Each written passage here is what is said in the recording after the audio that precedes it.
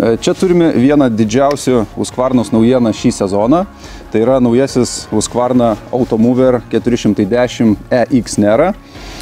Šis modelis yra skirtas mažesniems plotams, tai yra iki 10 arų sklypams.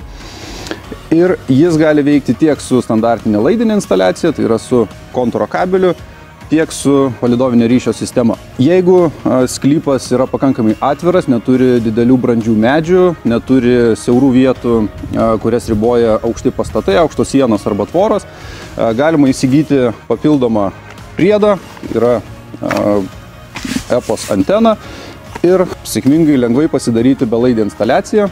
Aišku, tos belaidės instaliacijos pagrindiniai pliusai tai yra greitai lengvai padaroma, lengvai koreguojama ir žinoma nėra jokios tikimybės pažeisti lyginant su kontūro laidu. Bet jeigu visgi sklype yra objektų, kurie gali uždengti palydovą, tai yra brandus medžiai, aukšti pastatai, pavėsinės ar kiti dalykai, tuomet siūlom standartinę instaliaciją, tai yra su kontūro kabeliu.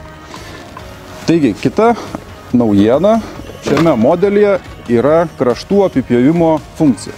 Visi nori, kad vejos robotai nupjautų kuo arčiau krašto, tai yra prie bortelio, prie terasos, prie sienos, tam, kad kuo mažiau reikėtų rankinio darbo. Iki tol su jokiu robotu tai padaryti negalėdavom, nes tiesiog dėl saugumo visų robotų gamintojų peiliai yra atitraukti nuo krašto tam, kad sumažinti sužeidimo galimybę, tai yra, kad nepakišti rankų ar kojų.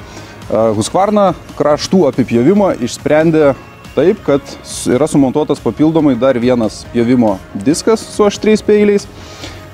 Ir pats veikimo principas, kai robotas važiuoja pjauna, dirba tik pagrindinis diskas, kai privažiuoja prie vejos krašto, daro posūkį, yra įjungiamas papildomas diskelis, taip nupjaunama maksimaliai arti sienos ar tvoros ir taip sumažinamas darbas rankinis po roboto.